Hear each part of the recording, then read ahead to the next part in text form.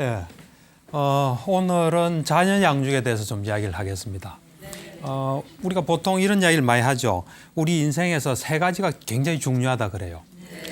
처음 우리가 결혼하기 전까지 청년기에는 어떤 부모를 만나느냐 이게 굉장히 중요합니다. 어떤 부모를 만나냐에 따라서 우리 인생이 결정되겠죠. 우리 운명이 결정돼요. 그다음 두 번째는 어떤 사람과 결혼하느냐. 이게 또 우리에게 큰 영향을 끼칩니다. 그리고 마지막 노년기에는 우리의 자녀가 어떻게 컸냐, 자녀가 어떻게 양육됐냐에 따라서 우리가 굉장히 영향을 받습니다. 그래서 자녀 양육이라는 것은 우리에게도 중요하고 또 자식에게도 굉장히 중요합니다. 그래서 자녀 양육에 대해서 오늘 좀 이야기를 할까 합니다. 근데 자녀 양육은 아까도 말씀했다시피 굉장히 어렵습니다. 저 역시 정신과 의사 생활을 하면서 결혼했고 또 정신과 의사일 때 애도 낳았고 또 키우기도 하고 지금은 어느 정도 많이 컸죠. 다 20살이 넘었으니까요. 그렇지만 항상 어렵습니다. 어렵고 그래서 그 문제에 대해서는 제가 정신과 의사로서 생각을 많이 했지만은 또 한 아버지로서도 생각을 많이 했고 시행착오도 많이 했고 그래서 그런 이야기들을 여러분하고 같이 나누고자 합니다. 네. 예, 잘 들어주시고 또 뭐 궁금한 게 있으면 이야기해 주시고 그렇게 한번 해보죠. 네. 우선 이 가족이라는 게 굉장히 중요합니다. 이제 왜 중요하냐면은 우리가 이 시간을 많이 보낼 수 있습니다. 인생에서 가장 중요한 건 저는 시간이라 봅니다. 어떤 의미에서 우리는 시간을 쓰다가 가는 거예요. 그래서 시간을 이제 어디다 어떻게 썼냐에 따라서 우리 인생이 결정이 되는데 우선 가족은 같이 시간을 많이 가질 수 있습니다.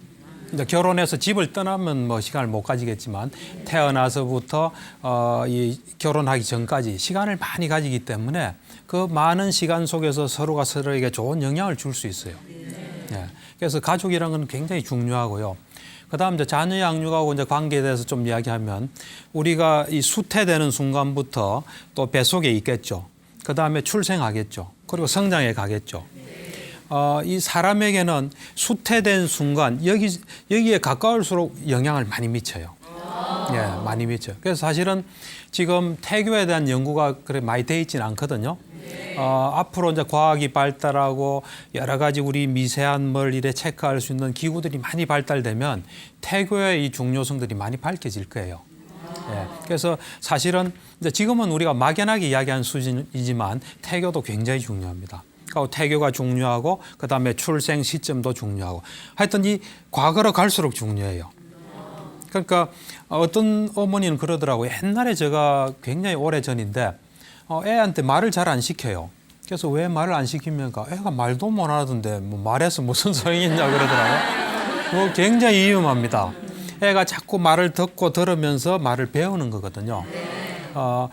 이제 그리고 말 배우는 것도 있지만 또 대하는 태도나 이런 여러 가지를 이제 이래 습득하게 돼요. 사실은 우리가 정신과 의사, 특히 이제 저는 뭐 상담을 전문으로 한 정신과 의사인데 입장에서 볼 때는 출생부터 해도 어리면 어릴수록 애한테 주는 영향은 큽니다. 그래서 어째 보면 우리 뇌도 어릴 땐 좀 이래 융통성이고 유동적이죠. 그러면서 이제 시간이 지나면서 점점 굳어지는 거죠. 하나의 틀이 형성되는 거죠.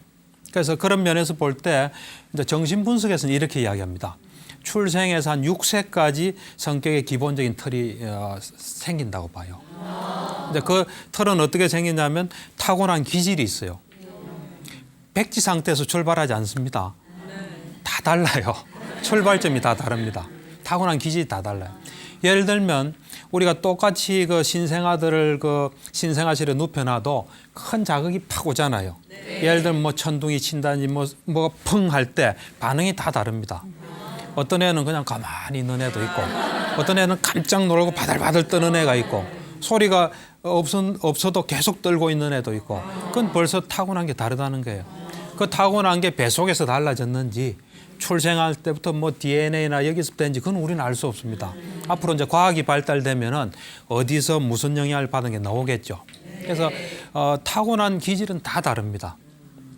그래서 이게 다르다는 게 굉장히 중요해요. 그래서 어릴 때 여러분들 보니까 다 키운 것 같은데 옆에 이야기해 줄 수 있겠죠. 우리는 유심히 관찰해야 돼요. 요즘은 이제 흔히 뭐 자폐증 이야기를 많이 하지 않습니까? 자폐증을 처음으로 진단할 수 있는 그 시점이 있어요. 그건 뭐냐면 아기가 아기를 낳아서 키워 보면은 엄마하고 눈을 맞추잖아요. 자폐증 애들은 눈을 안 맞춰요. 관심이 없어요. 그러니까 여러분들 자폐증 이야기 많이 들었죠?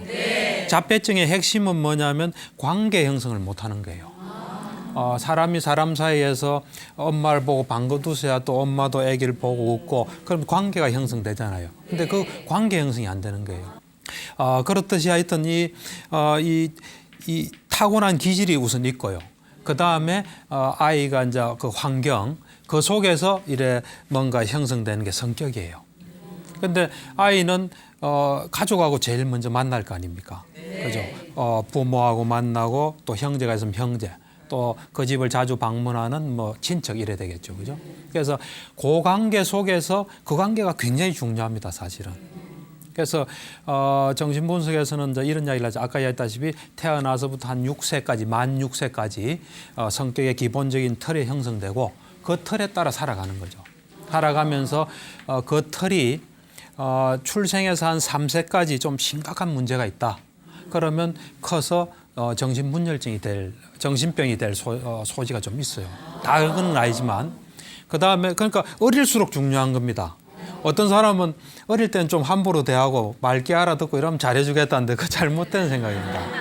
그러니까 어리면 어릴수록 우리는 지금 좀 크면 말로서 받아들이죠. 어릴 때는 그냥 분위기로 받아들여요. 그래서 예를 들면 엄마가 굉장히 불안하고 슬프고 이러면 왠지 아이도 그런 슬픈 분위기 속에 이제 있게 되는 거죠. 왠지 세상을 그런 빛깔로 이렇게 보는 거예요. 그래서 하여튼 어리면 어릴수록 중요합니다. 그래서 이제 그 타고난 기질하고 부모하고 처음에 만나는 인간관계가 부모거든요. 특히 첫째인 경우는 더 부모죠. 이제 둘째는 형제간도 있겠죠. 그래서 첫째가 부모 영향을 제일 많이 받습니다. 그래서 이제 거기서 이래 성격이 형성되는데 그때 우리가 정말 이래 잘 한다면 좋은 영향을 줄 수 있어요. 근데 아까 이제 얘기했다시피 애가 태어나면 유심히 잘 관찰해야 됩니다. 잘 관찰했을 때 애가 좀 부실한 애들이 있어요. 예민하고 튼튼하지 못하고 그런 애들한테는 손이 많이 가야 됩니다. 애가 좀 튼튼하고 건강하고 이러면 조금 손이 덜 가도 큰 문제는 안 생겨요. 그러니까 애들을 잘 보시고 좀 뭔가 예민하고 좀 그한 애들은 가급적이면 이래 잘 대하고 그래서 제가 이래 가만히 보면 제일 안타까운 게 애들도 보면 기가 센 애들이 있어요. 말도 잘 안 듣고 막 자기 하고 싶은 대로 하는. 근데 걔들을 그 버릇 고친다고 막 하는 사람이 있거든요. 그거는 좀 어떤 결과가 나올지 모릅니다. 뭐 그래야 성공할 수도 있겠죠. 콱 잡아가지고. 그렇지만 다른 결과도 나올 수 있습니다. 그래서 센 애들은 접근할 때 조금 조심스럽게 해야 돼요. 그래서 어쨌든 보면 이 어렸을 때 어떤 부모와 부모 형제 간의 관계 이런 건 굉장히 중요합니다. 그럴 때 이제 제가 볼 때는 이 가장 애들이 잘 크려면 안정적인 가정에서 크는 게 제일 좋습니다. 안정적인 가정은 두 가지 점에서 안정이 돼야 돼요. 하나는 경제적으로 안정이 돼야 돼요. 경제적으로. 먹을 게 없고 빌려야 되고 뭐 빚쟁이가 찾아오고 이거는 안 좋습니다. 안정적인 어느 정도 뭐 이래 잘 살 필요는 없지만 그래도 먹는 것 또 기본적으로 필요한 거 남들 사는 정도는 살 수 있는 그런 경제적인 안정이 중요하고요. 두 번째는 정서적인 안정이에요. 정서적인 안정. 이거는 뭐냐면 정서적인 안정 이거는 제일 좋은 게 집에서 큰 소리가 많이 안 나는 게 좋습니다. 부부간에 싸움하고 그다음에 그래서 불안하고 애들은 안정적인 가정에서 자기의 능력을 이래 발휘하면서 자기가 자기한테 부족한 것도 찾고 또 자기가 좋아하는 것도 하고 그런 가운데 능력이 막 배양되거든요. 그런데 가정이 안정 안 되다 보면 자꾸 그쪽으로 신경 쓰이면서 그러다가 잘못되는 수가 있습니다. 그러다가 생각을 탁 잘못했죠. 인생은 피곤한 거구나. 결혼은 피곤한 거구나. 뭐 이상한 게 생길 수 있습니다. 그런 게 생기면 우리 한 생각이 영향을 굉장히 많이 줍니다. 그것에서 벗어나는데 시간이 굉장히 많이 걸려요. 그래서 우선 애들한테는 가장 안정적인 게 좋습니다. 그래서 보면 직업적으로도 보면 안정된 직업의 애들이 조금 잘 크는 경향이 많습니다. 그래서 사업가는 보면 뭐 대기업 재벌들은 뭐 안정되지만 보통 사업하는 사람들 업앤다운이 많거든요. 이렇게 기복이 많기 때문에 그건 좀 좋지 않습니다. 네. 결혼 생활하면서 부부 싸움을 한 번도 안 하고 살 수는 없잖아요, 박사님. 그것도 좀 문제가 있죠. 안 하되 보이는데, 예. 잘해야 되는 거죠. 예, 부부 싸움을 어떻게 안 할 수가 있습니까? 너무 안 해도 좀 곤란하죠. 하되 또 자식도 배려하고 예. 또 이제 이렇게 잘하는 그래서 싸움을 통해서 서로 맞추어가는 관계가 돼야 되겠죠. 네. 이렇게 자녀의 성격 형성에 있어서 가정과 또 부모의 역할이 얼마나 중요한지 그렇죠. 지금까지 말씀을 해주셨는데 또 이제 아이를 다들 이제 키우시고 있기 때문에 각자 그 나름대로 하나씩의 그 자녀 양육 철학 같은 거는 다들 아마 갖고 계실 것 같습니다. 자, 그래서 어떤 것들이 있는지 많이 궁금해하실 것 같아서 저희가 화면을 한번 준비를 했거든요. 같이 한번 만나보시죠. 저 같은 경우는요, 다른 아이들하고 비교를 안 하거든요. 예를 들면은 뭐 시험을 봤다든가 이렇게 했을 때 뭐 잘 받고 못 받고 이런 게 있는데 잘 본 애들한테 비교를 안 하고 앞으로도 열심히 하면 된다고 이렇게 격려해주면서 사기를 좀 높여주는 편이죠. 중요하게 생각하시는 거 하나만 얘기해 주세요. 예, 글쎄요, 뭐 저는 다른 거보다도 거짓말하지 않고 항상 어디 가서든지 정직하게, 정직하면 어디 가서든지 당당할 수 있을 것 같아가지고 거짓말하지 않는 아이를 키우려고 굉장히 그거에 중점을 많이 두고 키웠어요. 저는 아들 키우는 입장인데 글쎄 연대 이제 주변에서 이렇게 보면 아이들이 너무 그냥 늦게 이제 집에 들어오고 하는 게 있어서 저는 아들한테 굉장히 그 시간 약속만큼은 꼭 지켜달라고 그런 부탁을 했어요. 그래서 그런 부탁을 했더니 많이 협조를 해줘서 큰 저기는 없이 키웠어요. 특별히 강조하는 건 없고요. 그냥 뭐 애들이니까 애들답게 크고 꼭 뭐 공부도 중요하겠지만 그냥 자기 하고 싶은 거 하게끔 그냥 할 일 하면서 엄마들은 뭐 엄마들 저기 주관대로 하잖아요. 근데 엄마들도 그냥 뭐 하기 싫으면 미루고 하듯이 애들도 그냥 뭐 때로는 애들답게 게임도 하고 그냥 자기 하고 싶은 일 지들도 다 생각이 있으니까 그렇게 해서 그냥 자연스럽게 두니까 잘 크는 것 같더라고요. 저는 그렇게 셋을 키우고 있어요.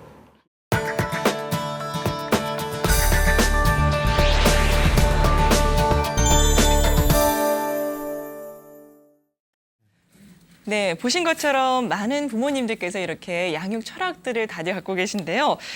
취재를 하다 보니까 부모로서 정말 어떻게 하는 것이 제대로 된 양육법인지 아이를 키우면 키울수록 오히려 더 모르겠다 하시는 분들 참 많이 계신 것 같습니다. 이럴 때 우리 부모님들은 어떻게 행동하는 게 좋을까요, 박사님? 그러니까 뭐 하여튼 부모의 태도가 제일 중요합니다. 부모의 태도. 우선 예를 들면 뭐 저도 그런 걸 많이 옆에서 봤는데 특히 이제 애들이 한 유치원 다닐 때쯤 보통 벌어져요. 이래 보면 이제 늦봄 정도 되죠. 늦봄이 되면 날씨가 좀 더워져요. 근데 이제 애들은 그 날씨 변화를 잘 모르거든요. 그러다 보면 애들은 그 봄옷을 입고 이제 유치원으로 가려 그래요. 근데 엄마는 일기예보도 봤잖아요. 그리고 또 아침 날씨 보면 낮 날씨 어떻게 되는가 좀 예측하지 않습니까? 그러면서 야, 너 여름 옷 입고 가는 게 좋다. 이럴 때 이제 좀 충돌이 되거든요. 그럴 때 어떻게 할까요? 저는 이제 더울 때 여름에 털신 신고 간대요. 털신. 그거는 확실하네요. 괜찮은데요. 예. 겨울에 헛겹으로 된 반팔 옷이라 이게 반바지 입고 나간다 할 때는 예. 그때는 감기 걸릴까 봐 걱정이 되니까. 그럴 때 어떻게 하세요? 혼내서 그냥 입혀서 보냈어요. 혼내서 아이는 입혀서. 울고 가고요. 이게. 그게 이제 사랑의 표현이죠. 애가 예. 추우면 안 되니까. 아플까 봐요. 아플까 봐. 네. 감기 걸리도 안 되고. 보통의 부모들이 그래 많이 해요. 근데 이제 그거보다는 이렇게 하는 것도 한번 생각해 볼 필요가 있습니다. 네네. 이제 어떤 거냐면은 애는 자기는 아까 말씀하신 대로 좀 얇은 옷을 입고 와도 되겠다 생각하는 거 아니에요. 네. 또는 털신을 신고 와도 되겠다는 생각 아니에요. 자기 나름 걔도 하나의 독립된 인간이에요. 자기 나름대로 정보도 다 가지고 있고 뭐 자기 나름대로 예측도 하고 되겠다 싶은 거예요. 이제 그럴 때 제일 좋은 거는 우리가 이제 부모로서는 제가 옷을 입고 가서 감기가 들리면 안 좋은데 네. 하는데 그 마음을 조금 누르고 그때 이제 이렇게 하는 게 제일 좋아요. 예를 들면 이제 아까 말한 늦봄에 이제 날씨는 더울 것 같은데 더운 봄옷을 입고 간다 할 때 내가 어제 일기예보를 봤더니만 낮 기온이 뭐 몇 도가 되고 그다음에 내가 지금 아침 날씨를 보니까 낮에 날씨는 이럴 것 같고 너가 그 가면 더울 거야. 그리고 다른 애들도 또 여러 뭐 산뜻하게 입고 온 애도 있을 텐데 이러면서 그렇지만은 또 뭐 네가 한번 해보고 네. 나중에 이야기하자. 예. 이러는 게 제일 좋습니다. 사실 뭐 정답은 없지만 왜 그게 중요하냐면은 우선 봐요. 방금 말씀하실 때 그래 가면은 기분 좋게 갑니까? 아니 울고 가고 울고 가죠. 예. 그리고 나중에 가가지고 설사 춥더라도 네. 오기가 생길 수 있어요. 그걸 또 안 받아들일 수 있어요. 그러면서 뭐 이상한 뭐가 생길 수 있어요. 그리고 그런 것들이 조금 누적되면 엄마는 맨날 저래. 그러면서 혹 가다가 정말 괜찮은 일에 잘못하면 네. 그럼 뭐 이제 비난하는 거죠. 그래서 제가 볼 때는 우리는 경험이 많지 않습니까? 네. 경험도 많고 애가 못 보는 걸 보거든요. 그래서 이런 걸 이래 비추어 주는 게 좋아요. 그러면 이제 우리가 그 정도로 그러니까 걔는 자기 인생 아닙니까? 처음 사는 인생이잖아요. 그래서 자기 마음대로 해보고 싶은 거예요. 근데 옆에서 내가 이래 경험상 해보니까 이렇더라. 나도 어릴 때는 그래 옷을 입고 가봤는데 뭐 이런 이야기를 추가해도 좋겠죠. 그래가지고 해주면은 자기는 나는 괜찮을 거야 하고 갔는데 덥잖아요. 다른 애들은 또 옷을 산뜻하게 입고 좀 창피하기도 하고 뭐 여러 가지 하고 나면 집에 와서 엄마 말이 맞는 것 같아. 엄마 어떻게 알아서 하면 엄마는 이렇고 이렇다 하면은 그런 데서부터 진정한 권위가 생기죠. 엄마는 내가 못 보는 것도 보고 역시 좀 다르구나. 이래 자연스럽게 되는데 잘못 이래 충돌이 있게 되면 좀 오기도 생기고 기분도 상하고 이러니까 못 받아들일 수 있어요. 그러니까 이거는 굉장히 중요한 태도입니다, 사실은. 이거는 부모 자식뿐만 아니라 스승과 제자도 그렇고 또 인생 선배로서 그 할 때도 그 사람이 경험하게끔 하는 거죠. 하고 난 뒤에 그다음 또 이야기하는. 우리가 조금 기다릴 필요가 있습니다. 그래서 어떤 부모는 보면은 아까 그 한연수 씨 이야기한 대로 어떤 걸 경험하면 걔에게 손해다. 손해를 안 입히게 하는 게 부모가 할 일이다. 그래 생각하는데 그건 좀 곤란합니다. 왜냐하면 우리가 우리 인생 살고 싶지 않습니까? 네. 자유가 굉장히 중요합니다. 자유가. 자유롭게 살도록 해야 되는 거예요. 그리고 자유롭게 자기가 선택해서 한 건 남 원망 안 해요. 우리가 원망하는데 에너지 소모하잖아요. 그런데 자기가 뭘 해보고 싶은데 막으면은 그때부터는 이상하게 꼬이기 시작합니다. 예, 좀 그런 면이 있습니다. 그래서 우리가 인생을 살아갈 때 흐름을 잘 타는 게 중요합니다. 그래서 예를 들면 제가 이제 누구한테 들은 신문인가 봤는데 얘가 이제 미국 유학을 갔어요. 고등학생인데 미국 유학을 가서 이제 공부를 하고 고3을 졸업하면서 보통은 뭐 아이비리그나 명문대에 가야 되지 않습니까? 얘가 다른 애 둘이 하고 세 명이 이제 자기들끼리 의기가 투합한 게 세 명이 대학은 갈 필요 없다. 나도 빌 게이츠처럼 창업을 해서 인생을 한번 개척해 보겠다. 자신도 있다. 이럴 때 어떻게 하겠습니까? 반대예요. 반대고 여러분들 어떻게 하겠어요? 난감할 거예요. 지금 많은 돈을 들여서 또 걔 공부도 잘하고 좋은 대학에 가면 순탄한데 이제 그렇게 한다 이러면은 사실 그때 부모가 머리가 복잡할 거예요. 그런데 그럴 때 이 흐름을 잘 타는 게 중요합니다. 뭐 저도 자신은 없지만 그럴 때는 그냥 해보게 하는 게 좋습니다. 왜 그러냐면 지금 그때 자기들로서는 자신감이 있기 때문에 그대로 성공할 수도 있어요. 또 성공 안 하더라도 그때 우리가 생각할 수 있는 내가 볼 때는 아직은 좀 부족한 게 있고 뭐 이렇게 안 좋겠다고 쭉 이야기는 해주는 거죠. 그렇지만 그 사람 안 받아들일 거예요. 그래가 해서 안 좋으면은 그때 자기가 자기 해본 만큼 해봤으니까 그때 이제는 내가 정말 대학을 가야 되겠구나 해서 가면은 꼬인 게 없기 때문에 또 대학 가면 열심히 해요. 그런데 그때 막아버리면 나중에 막 예측 못했던 결과들이 막 나와요. 네, 그게 인생에서 무서운 겁니다, 사실은. 자기가 해가지고 안 되면은 남은 원망 안 해요. 그리고 거기서 또 배운 것도 있고 축적한 것도 있어요. 그래서 대학을 가면 좀 돈은 손해가 보겠죠. 그렇지만 그렇게 갈 수 있어요. 그래서 저는 여러분들에게 어떤 흐름을 잘 타는 게 중요하다, 이 이야기를 좀 하고 싶습니다. 예.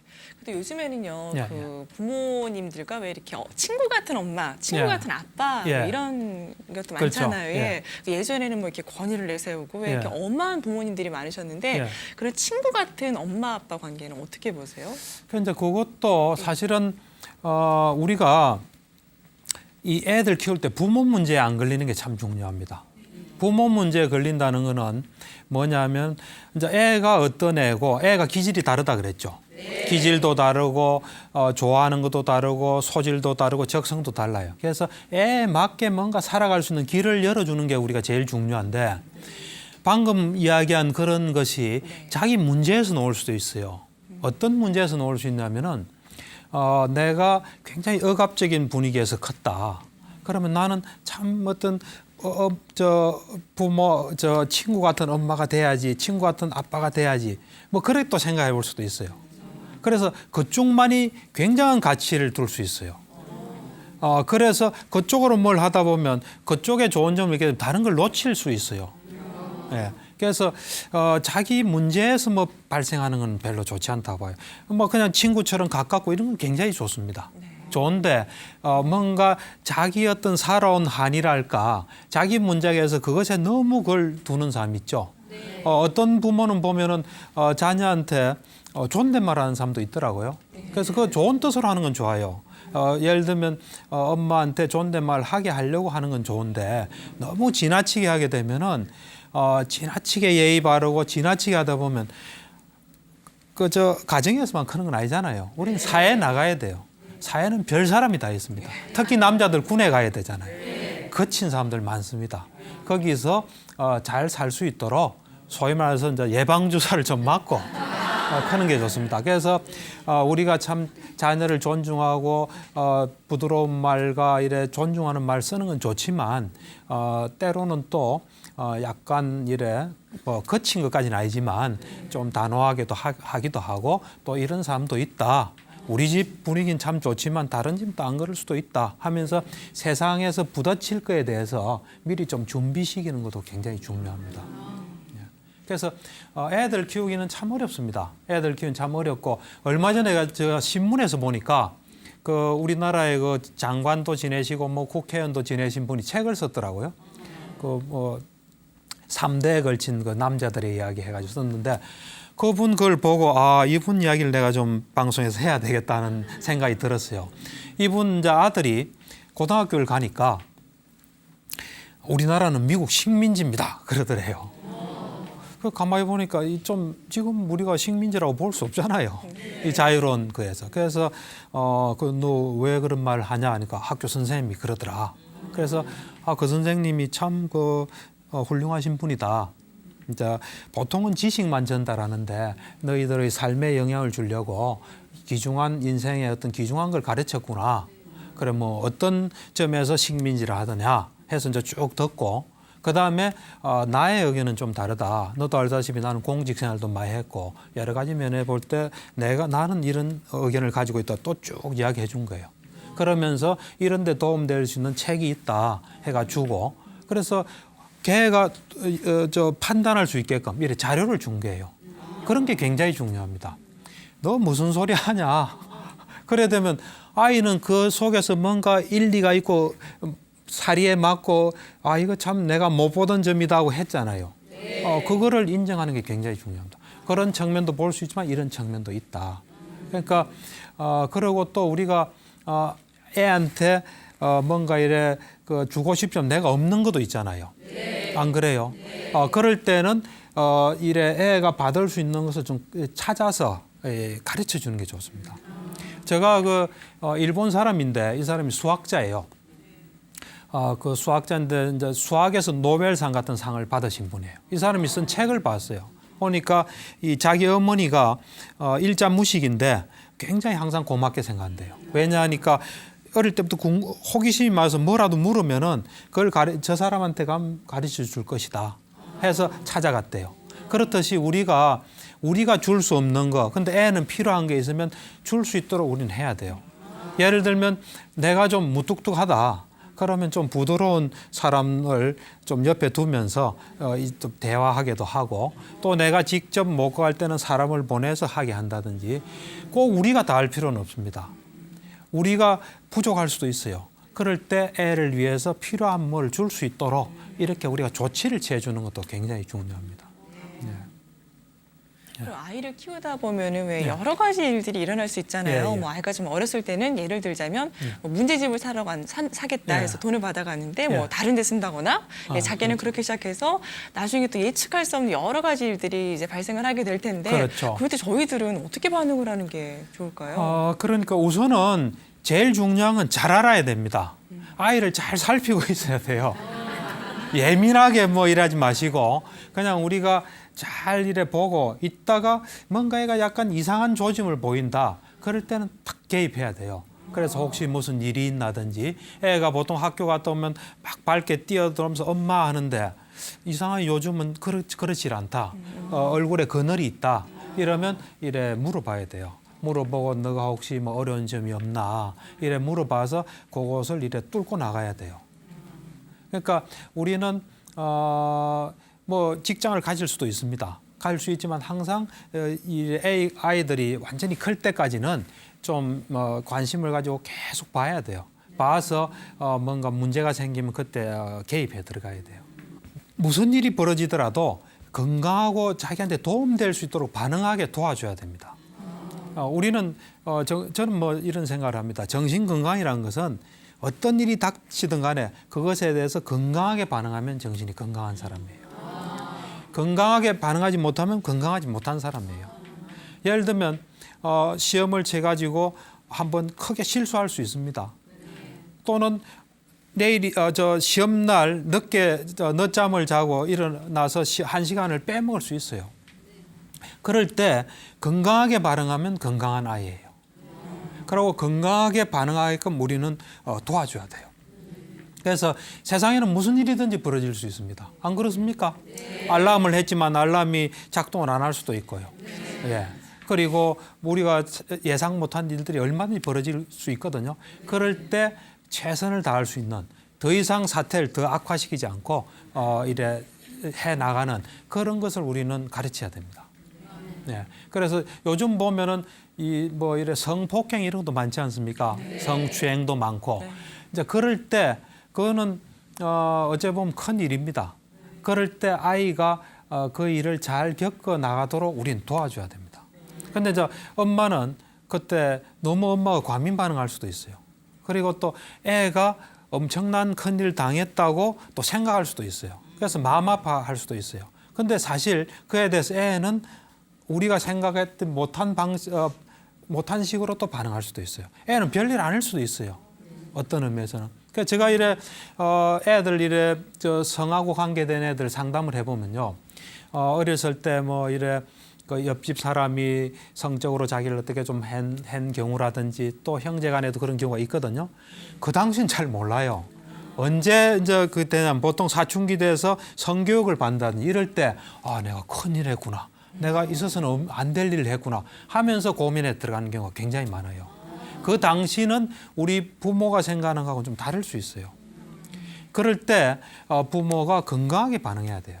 사실 성적인 것도 본질적으로 볼 때는 아무것도 아닐 수 있습니다. 사실은. 좀 극단적으로 이야기해서 누가 그 성추행을 했다 칩시다. 그렇더라도 그건 어째 보면 물리적인 일에 불과합니다. 거기에 우리는 사실은 의미를 붙이는 거거든요. 그래서 우리가 이 성에 대해서 굉장히 조심하고 순결하고 이런 건 중요합니다. 하지만 우리 책임도 아니고 우리 잘못도 아니고 어떤 그런 일이 당했을 때는 그때는 본질적으로 생각하는 게 중요합니다. 아무것도 아닌 거예요, 사실은. 안 그렇습니까? 본질 좀 해보십시오. 저 같은 경우도 우리가 이제 1988년 여행이 자유화됐거든요. 그 후에 제가 이제 해외를 여행을 많이 가봤어요. 가보니까 성에 대해서 다른 나라는 다르더라고요, 보니까. 어째 보면 우리만의 약속이에요, 성도. 우리는 그렇게 생각하는 거예요. 그만한 또 가치가 있고요. 그래서 성에 대해서는 저는 이중적인 가치를 가져야 된다고 봐요. 첫 번째는 성은 소중히 해야 됩니다. 그렇지만 불가피하게 성추행이라는 그렇게 될 때는 성에 집착하지 않아야 됩니다. 그거 아무것도 아닌 거예요, 사실은. 뺨 맞은 거나 비슷한 거예요. 그래서 부모가 그런 것들을 가르쳐야 돼요. 그리고 부모 자신이 그런 마음이 돼야 되고, 그래서 귀중한 인생을 잘 살아가게끔 도와줘야 되는데, 부모가 막 너무 놀래고 또 부모가 쟤가 너무 아프겠다 해서 그 아픈 걸 막 같이 아파하고, 그건 도움이 안 돼요. 우리는 정확하게 아셔야 돼요. 정확하게 알고 그에 맞게 세상을 잘 살아가고 또 애들이 살아가게끔 도와줘야 돼요. 이게 중요한 거는 뭐냐면 애들은 정신적으로 본질적으로 배우게끔 돼 있어요. 언제나. 아까 말한 자폐증은 배우지를 못하는 거예요. 배우는 시스템이 없는 거예요. 우리는 배우기 때문에, 그래서 우리 전문 용어로는 동일시라 그러거든요. 그래서 부모를 동일시해요. 배워요. 배워서 제가 군의관 때 관사에서 살았는데, 그 관사에 어떤 군의관은 누워서 신문을 이제 딱 봐요. 하루는 저희 집 사람이 그 집에 갔다 와서 그러다 그 집에는 이상하다. 누워서 보더라 그러더라고요. 그 원년 중에 그걸 배우는 거예요. 혹시 그런 거 없습니까? 예, 아니 집에. 집에서 쉴 때요. 네. 저희 남편도 어렸을 적부터 이렇게 누워서 다리를 꼬고 이렇게 누워 있더라고요. 네. 누워서요. 근데 네. 저희 애기도 그 젖 먹일 때부터 누가 가르쳐 주지도 않았는데 이렇게 다리를 꼬고 먹더라고요. 똑같았어요.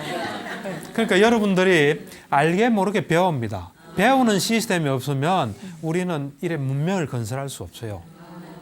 그렇기 때문에 좋은 것도 배울 수 있지만 나쁜 것도 배울 수 있어요. 그래서 여러분 이 나이 되지만 언뜻 한번 잘 보세요. 내가 뭐라고 행동하는데 우리 어머니나 아버지 또는 누가 하던 걸 그대로 하는 경우가 있어요. 그거 자각하셔야 돼요. 자각을 하고 이거는 그분이 하던 거다. 이 상황에 맞게 하자. 이렇게 자꾸 하는 게 좋아요. 또는 내 것이라도 과거식으로 하고 있는 거 있으면 그걸 놓고 지금에 맞게 해야 돼요. 그래서 우리는 이게 배우는 그게 있기 때문에 자칫 잘못하면은 안 좋을 수가 있어요. 예, 그런 점을 굉장히 조심해야 됩니다. 네. 예.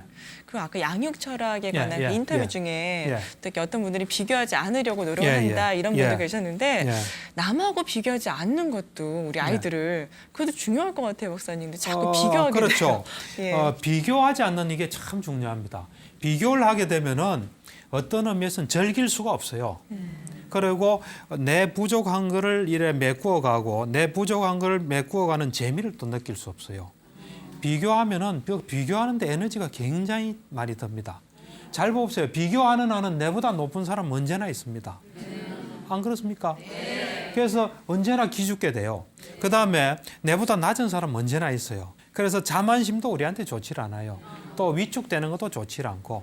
그러고 비교하게 되면 비교하는데 에너지를 굉장히 많이 쓰기 때문에 인생에서 피곤하게 됩니다. 그래서 요즘 뭐 엄친아라는 이야기가 있죠. 절대로. 그리고 비교하게 되면 남한테 비교를 강요하잖아요. 야, 저 집에는 공부를 잘하는데 하면 거기서 반발심이 생겨요.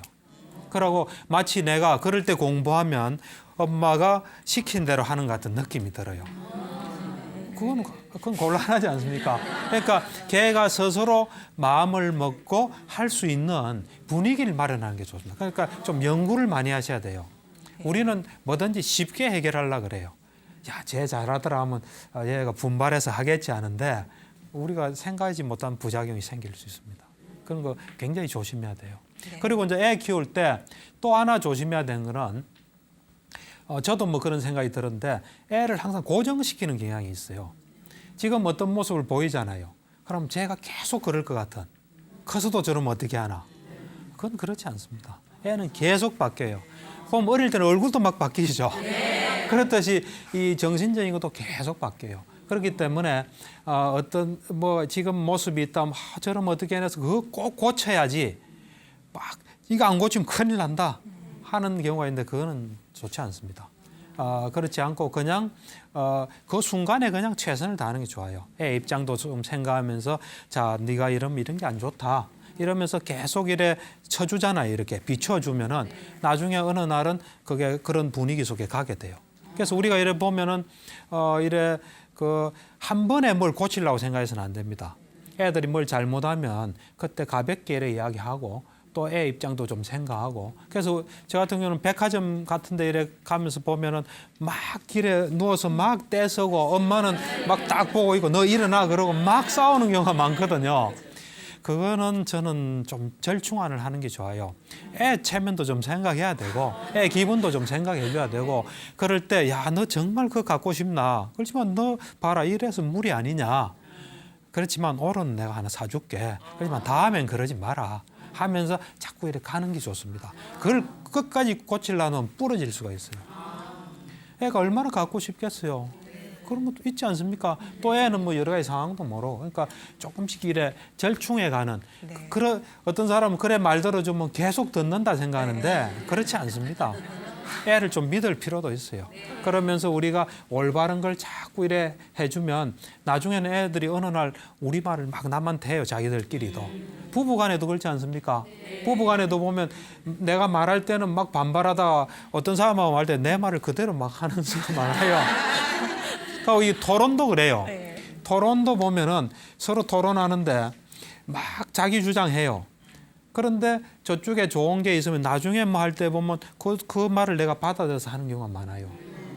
그러니까 우리가 애 키울 때는 저는 이게 제일 좋다 봐요.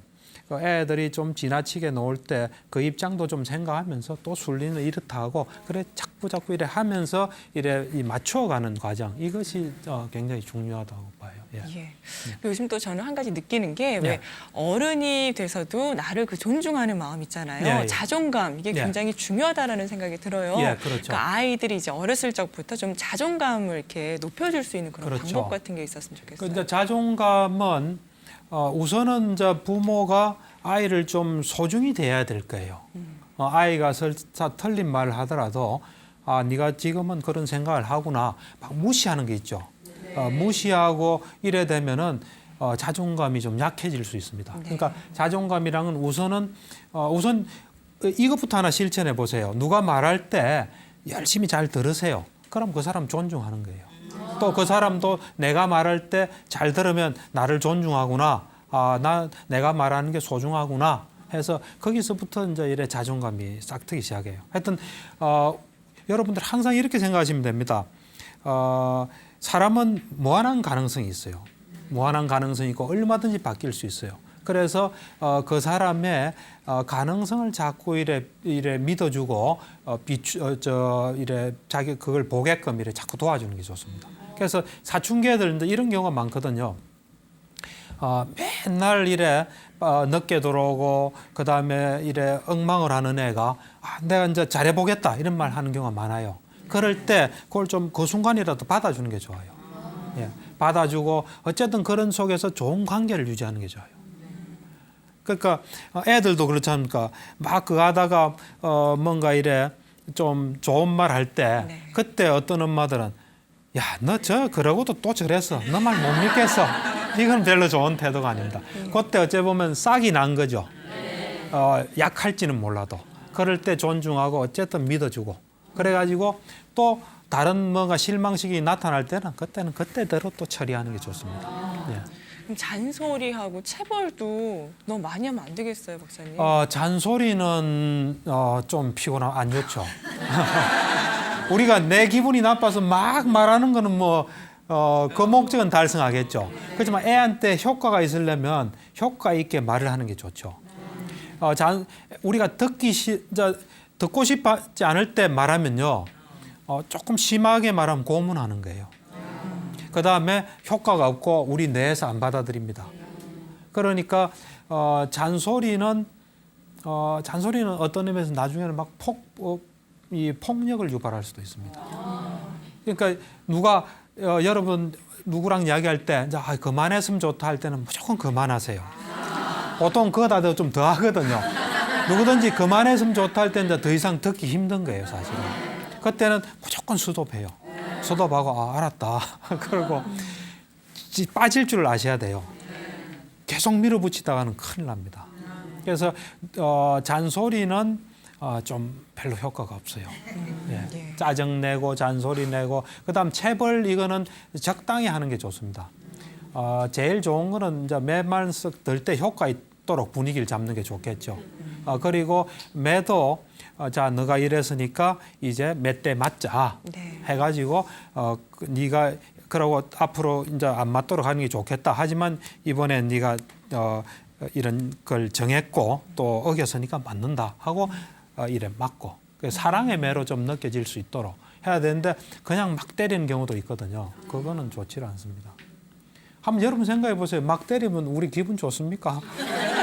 안 좋죠, 그죠? 그러고 내한테 너 고쳐라 하면서 막 인격적인 모독하고 막 기분 나쁜 말하면 그 기분 안 좋잖아요. 우리가 좀 상식적이고 보편적으로 생각하는 게 좋습니다.